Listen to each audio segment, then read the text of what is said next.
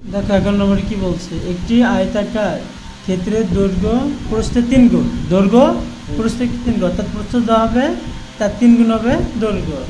এর চারদিকে একবার প্রদক্ষিণ করলে 1 কিলোমিটার হাঁটা হয়। কত? 1 কিলোমিটার হাঁটা হয়। আয়তাকার ক্ষেত্রটির দৈর্ঘ্য প্রস্থ নির্ণয় করো। আচ্ছা, এর চারিদিকে, অর্থাৎ আমরা জানি, দেখো পরিসীমা, পরিসীমা বলতে কি বোঝায়? এদিক থেকে এটা আমরা প্রথমে একটু আট করি। হ্যাঁ, ধরো এটা কি আয়ত, ঠিক আছে?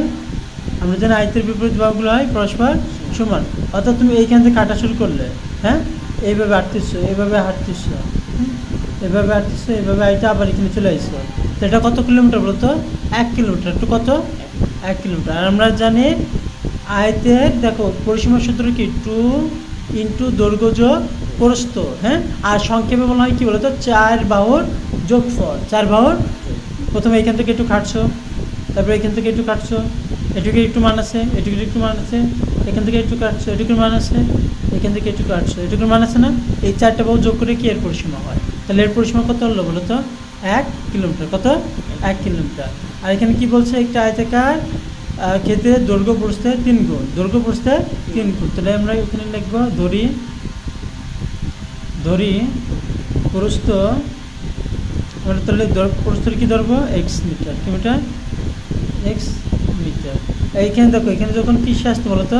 কিলোমিটারে। কিসে আসে? কিলোমিটার আসতে, আমরা কিলোমিটার থেকে মিটারে কনভার্ট করবো। হ্যাঁ, ধরি এক্স মিটার। আর দৈর্ঘ্য তাহলে কী হবে? দৈর্ঘ্য কী হবে বলো তো?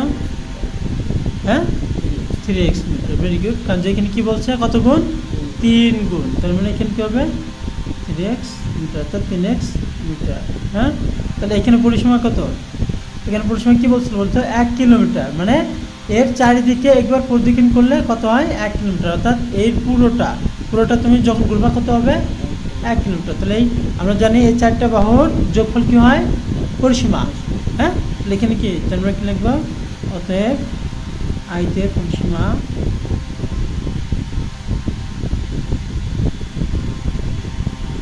এখানে কি পরিসীমা কত হবে? 1 কিলোমিটার। 1 কিলোমিটার। এবার বুঝছো বলতো? এটা আমি কেন বুঝলাম এটা পরিসীমা 1 কিলোমিটার? আমরা জানি এর 4 বাহুর যোগফলকে পরিসীমা, 4 বাহুর যোগফল পরিসীমা।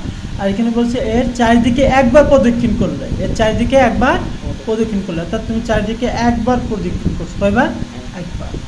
বুঝতে পারছেন? অর্থাৎ এখানে সাপোজ এখানে যদি 2 হতো, এটা 3 হতো, এটা 2 হতো, এটা 3 হতো, তাহলে এর পরিসীমা কত হলো তো? যোগ করবা, 2 যোগ 3 যোগ 2 যোগ 3 কত আসছে? 3 আর 2 5, 2 7 আর 3 10। তাহলে এর পরিসীমা কত হবে? 10। এবার বুঝছো? হ্যাঁ, সাপোজ এই যে আমি এখানে সংক্ষেপে একটা দিই। ধরো এর মান কত? এর মান হচ্ছে তোমার 2, এর মান হচ্ছে 3, এর মান হচ্ছে 2, এর মান হচ্ছে 3।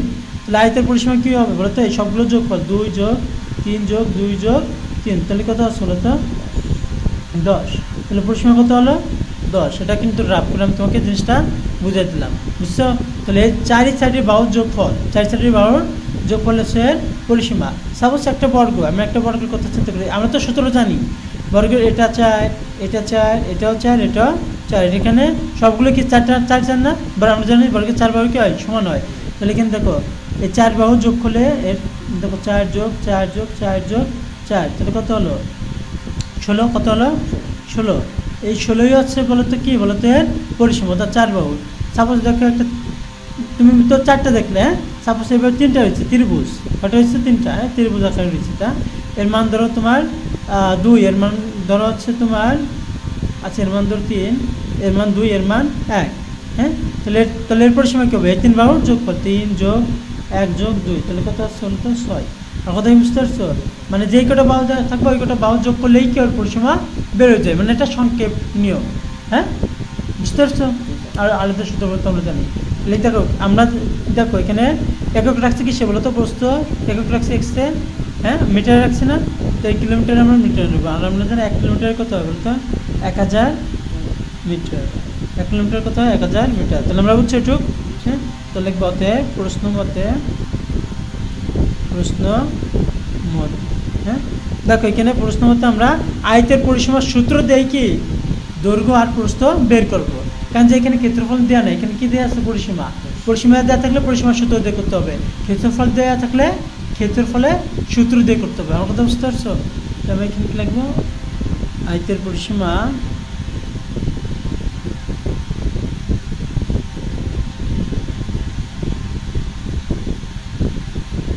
দেখো, পরিসীমার মান কত, 1000, হ্যাঁ 1000 না, তাহলে এখানে পরিসীমার স্থানে পরিসীমার সূত্র লিখবো, বা হ্যাঁ পরিসীমার সূত্র কি বলতো, 2 ইন্টু দৈর্ঘ্য যোগ প্রস্থ, 2 ইন্টু দৈর্ঘ্য যোগ প্রস্থ। বুঝতে পারছো? এটা হচ্ছে সূত্র, আর আমি সংক্ষেপ তোমাকে দেখালাম কীভাবে করতে হয়। তাহলে দেখো এখানে 1000, হ্যাঁ, বা 2 গুণ দৈর্ঘ্যের মান কত বলো তো, 3x, আর প্রস্থের মান কত x, হ্যাঁ 3x যোগ x সমান 1000, হ্যাঁ, বা তাহলে এখানে 2, 3 আর 2 কত, 3 আর 1 কত আছে, 4x, হ্যাঁ, তখন তো গুণ আছে, সমান 1000, হ্যাঁ, এখানে কত হলো, 4 দুগুণে 8x সমান 1000। এখন দেখো এক্সের সাথে এটা কি 8 কি গুণ আছে, সেটা আসলে কী হবে, ভাগ হয়ে যাবে, স্বাভাবিক কথা। আমরা জানি এই সাইডে গুণ থাকলে এই সাইডে কী হয়ে যায়, ভাগ হয়, তাহলে ভাগ করতে কত হয়, তাই এক্সের মান বেরিয়ে যাবে 1000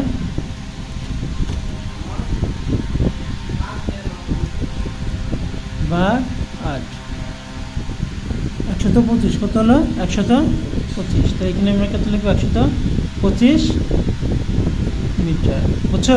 তাহলে আমাদের দেখো এক্স ধরছিলাম কি বলতো, এক্স ধরছিলাম কি প্রস্থ, তাহলে প্রস্থের মান এক্স, তাহলে প্রস্থের মান কত 125 হলো, হ্যাঁ, আর দৈর্ঘ্যের মান কত বলছে, যা হবে এক্সে যা হবে তার 3 গুণ বেশি, হ্যাঁ। তাহলে আমরা এখানে কি লিখবো বলতো, অতএব প্রস্থ কত হলো 125 মিটার, 125 মিটার। তাহলে দৈর্ঘ্য কত হবে, 3 গুণ দৈর্ঘ্য সমান 3x মিটার, হ্যাঁ, এখানে কী হবে 3 গুণ 125 মিটার, হ্যাঁ, তাহলে কত আসছে, 3 গুণ 125